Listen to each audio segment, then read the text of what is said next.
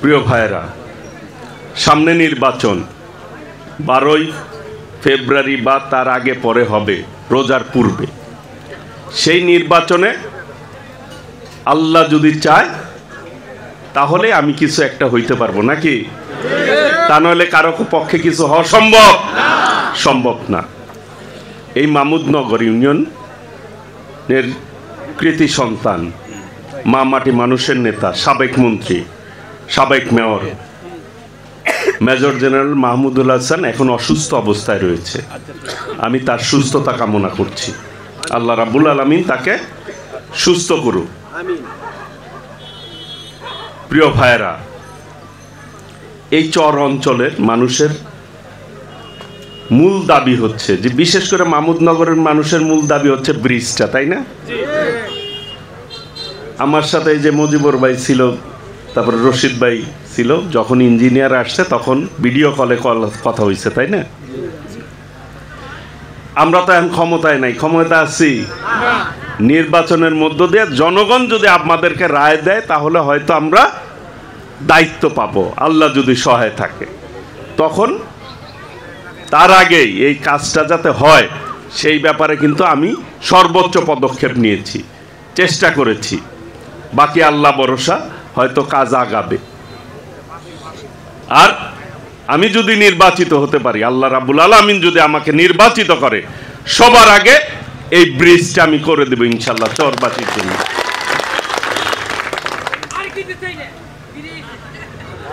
ব্রিজই না, নদী ভাঙ্গন হয়। এই যমুনা নদীর ভাঙ্গন যখন শুরু হয় তখন মাইলকে মাইল গ্রাম বিলীন হয়ে যায়। চরের মানুষ নদীর সাথে যুদ্ধ করে বেঁচে থাকে।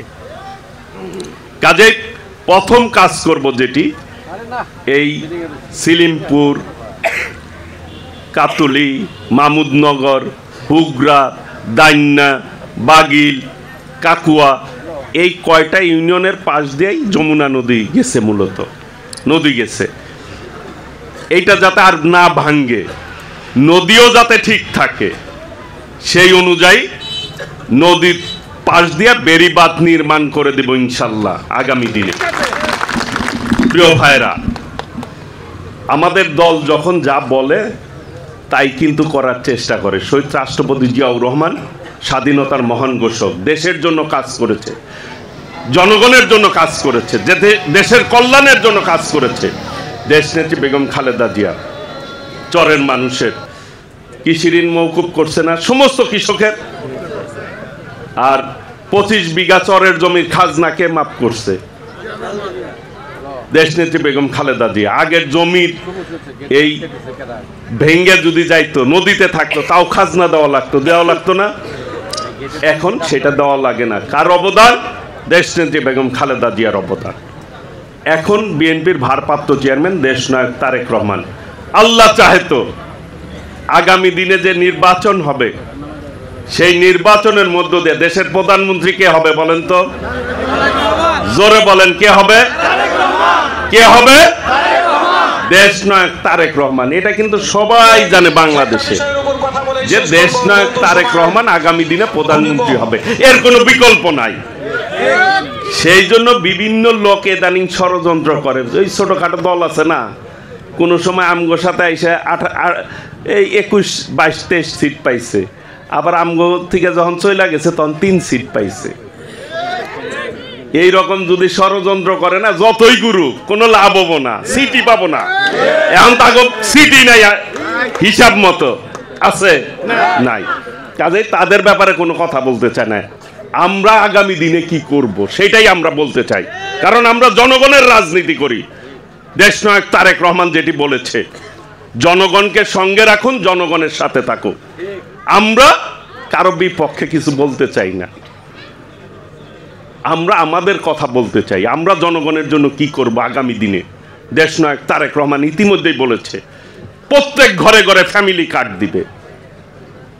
ওই কার্ডের মাধ্যমে মাসে হয়তো 5,000 টাকা করে পাবেন, ধনী গরিব সবাই পাবেন, আমিও পাবো, প্রেসিডেন্টও পাবে, প্রধানমন্ত্রীও পাবো।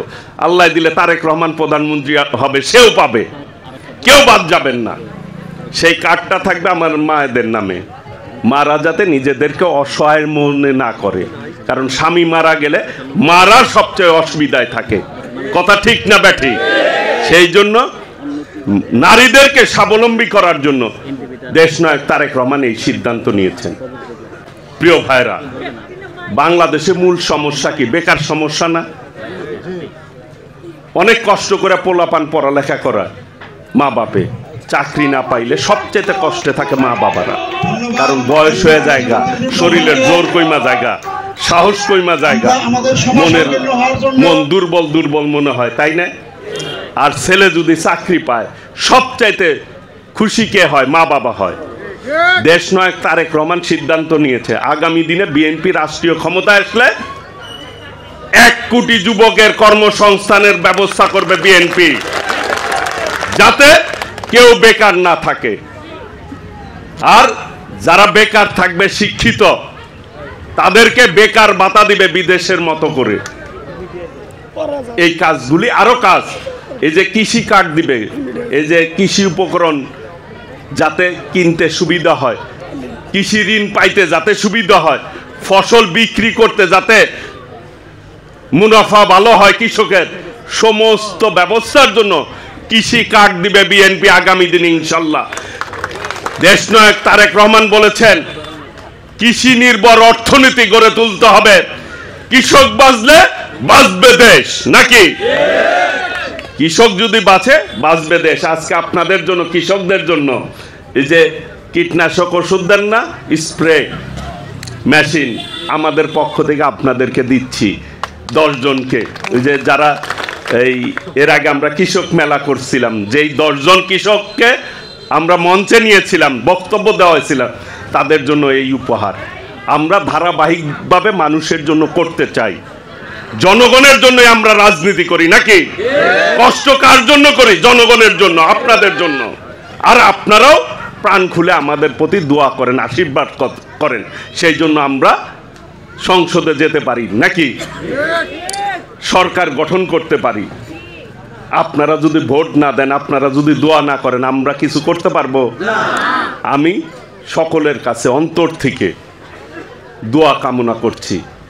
মানুষ যখন হৃদয় দিয়ে দোয়া করে, তখন আল্লাহ রাব্বুল আলামিন কিন্তু সেই দোয়া কবুল করে। সেই জন্য আমি উপস্থিত সকলের কাছে মন থেকে, হৃদয় থেকে আমার জন্য দোয়া কামনা করছি।